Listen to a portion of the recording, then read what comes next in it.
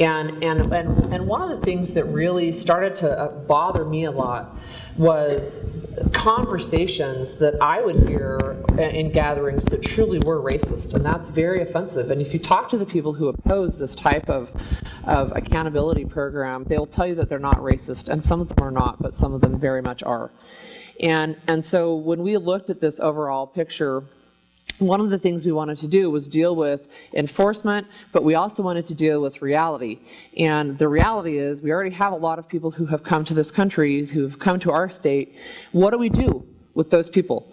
And when I started to talk to the proponents of the enforcement-only ideas, they would say these people will self-deport. If we just do enforcement, they'll just self-deport, everybody will go away. Look at Arizona, everybody left. And it is true that your business community has really been affected. But one of the things that I just kept pushing is tell me what is your solution for the people who are already here? And eventually what we'd get around to is round them up and ship them home. And I just said that's not acceptable. Okay, and number one, it's all moral reasoning aside, which is actually a good component, it's not fiscally responsible. It's not fiscally feasible. There's feedback, and I'm sorry about that. I'll try not to move. I don't think it's you. Okay, it's not my. I don't have a cell phone up here, so mine's back on the table. This is not limited government, and this is not fiscally feasible. How are we going to do this? What are you going to do? Door to door, and you start knocking on doors and asking people, show me your papers, and by the way, do your neighbors have papers? Tell me how we do this. In Utah, we had Topaz Mountains. We had a Japanese internment camp during World War II. And so we already had that in our state's history, and people would say, are you going to reopen Topaz Mountain? And some people would say no, and some people would say yes. That's an appropriate thing that we should do. We should round them up and inter them, and then we can stick them on buses or whatever. And we are not a border state, like Natalie said. What would we do? Drive them to Arizona? And dump them here, and then what? Then we're going to guard our borders with machine guns? What are we going to do? And I started talking about, look, the path that you're trying to head down right now, you're talking about a DMZ. We're not going to go there.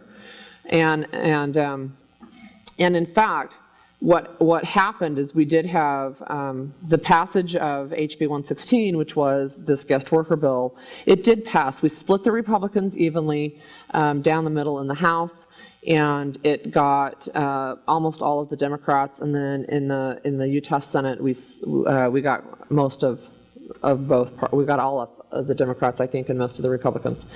But what happened was it has become, I think, something that has been probably similar to some of the things that you have seen in Arizona.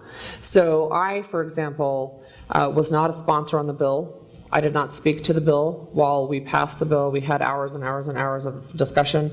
I did not go lobby the bill, but I got 1,000 emails and Facebook messages taking me to task for voting for the bill. I've been called a traitor. I've been told I should go to prison for treason for the rest of my life. I've been told, and it has been in the paper, that I am the #1 or #2 target to take out from the Tea Party. And people have actually gone back and asked people, look, Holly didn't speak to the bill, she didn't sponsor the bill, why are you going after her so strongly? And their answer is, she was one of us and she's a traitor. And and the reality is, I've been willing to kind of plant my flag and say, look, we need some reasonable solutions, and we need to be, I think, realistic in what we're looking at. And then I've been willing to talk about why I voted for HB 116, and it has made me a huge target. It really has. And